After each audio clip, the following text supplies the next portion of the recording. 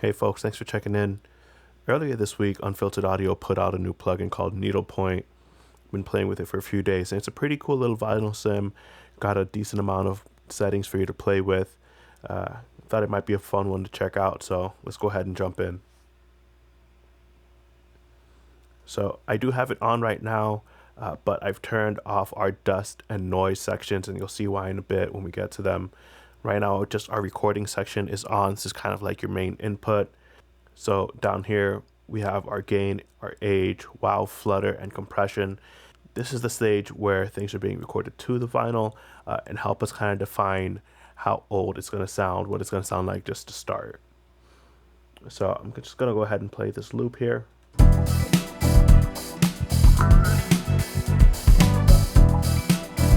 And as we play with our age,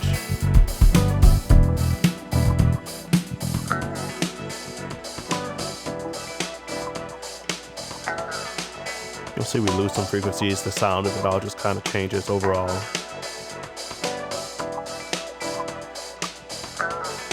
I'm going to peel this back a little bit.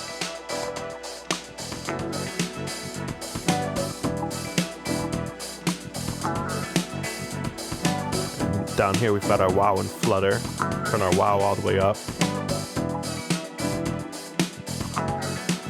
See, we just get those random pitch drops. Let's set up our flutter. And adjust our flutter.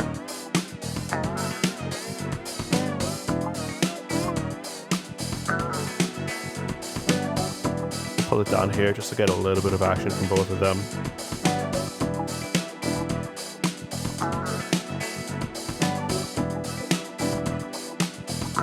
But that's a pretty cool effect, help you get some of that warbliness, some of that unstableness that you sometimes get on older records. Now this compression section down here has a few different kinds for you to choose from. They all sound a little bit different. You can define how much. This pre and this post knob, I'm going to keep it set to pre for right now. But what it does is basically if you have it post, it moves it towards the end of this chain. So all your dust and all your noise would also be hitting the compressor and just kind of changing the way things sound. That's an option, and we'll explore it a little bit later on. But for right now, especially as we're just turning things on, we'll leave this set to pre. Let's crank it up and just kind of play with some of the different modes.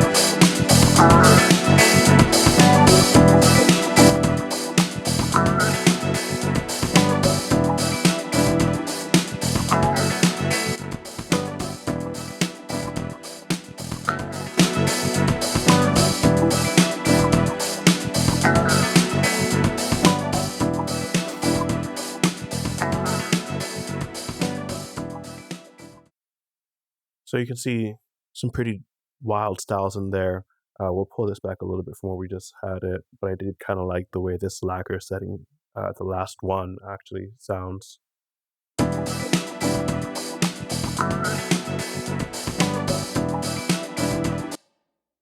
Now we'll go ahead and turn on our dust. And you can get those crackles that you're used to. So this is really cool because it has 3 different sizes, small, medium, and large. Large ones take a little bit longer. And if you haven't noticed yet, you can see this kind of giving you a visual of what's coming up. Right now we're looking at the dust itself. We'll turn our large all the way down. If we turn our medium up, you can see where that's happening. Our small. Of course, they all sound a little bit different. But that's part of the fun. So we can set up how loud and how often each of them happens. What's really nice is that we have this volume and density offset over here. So maybe we get something going and we realize later on it's too much, or it's too little, too loud, too soft, so on and so forth. You can adjust that here, and as you can see, it pulls them all, kind of just showing you this ghost image of where the new value is based off the offset.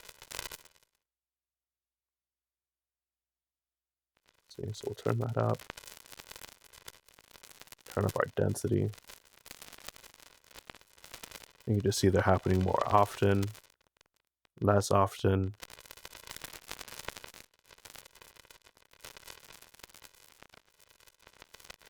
It's just kind of like a roll-off bump kind of situation.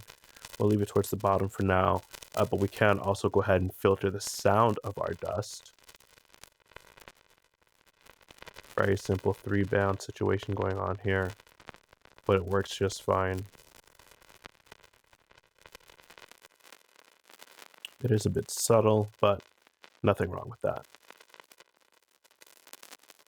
So let's play it and see how our dust sounds on top of our music.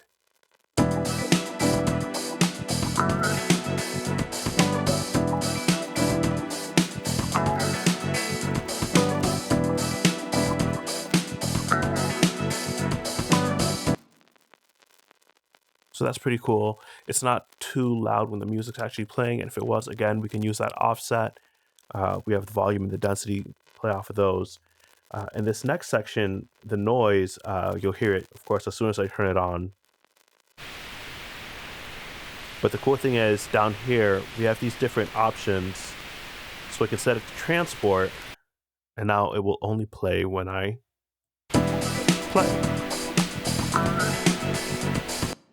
So of course we have loudness, color, which is kind of, tilts it one way or the other. Do you hear more low end? Do you hear more of the high end? Some movement, which will help shape it. And again, another filter.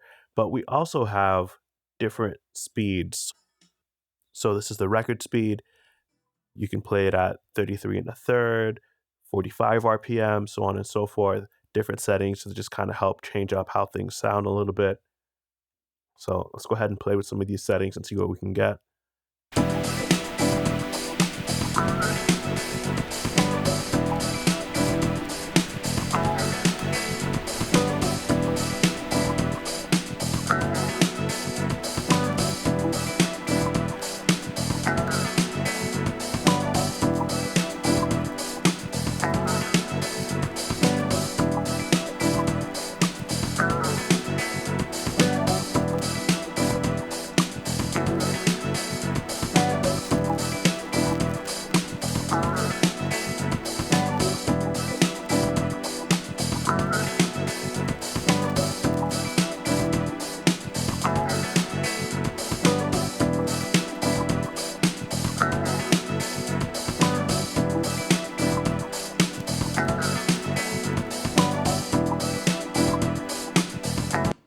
So that's pretty cool so far. And those are the main 3 sections that'll help you set it up that way. What's cool is this label in the middle is also our mix. So we can click that and bring it down. And now we have our dry signal.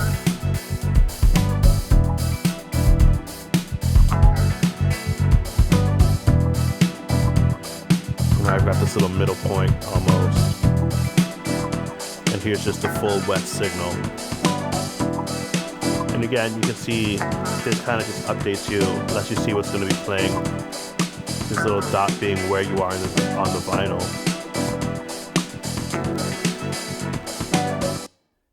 And what vinyl plugin wouldn't be complete without a spin down?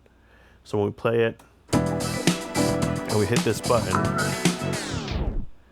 and we can change the speed here, make it take longer or shorter. But since we've already hit the spin down, next time we hit it, it's going to spin back up. That spinning blue ball is kind of where we would be on the record if it was still playing. And you'll see how it caught up to our location. And again, we can make this longer if we wanted to.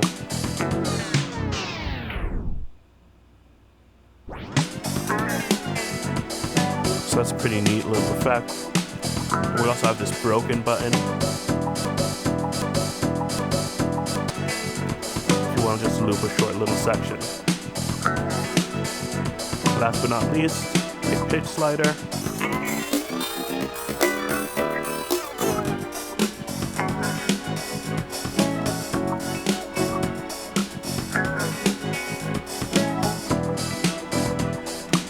And a gain. So if you've got anything that you need to give a little bit of final grit to, this is a dope plugin to check out. Thanks for swinging by, and we'll see you next time.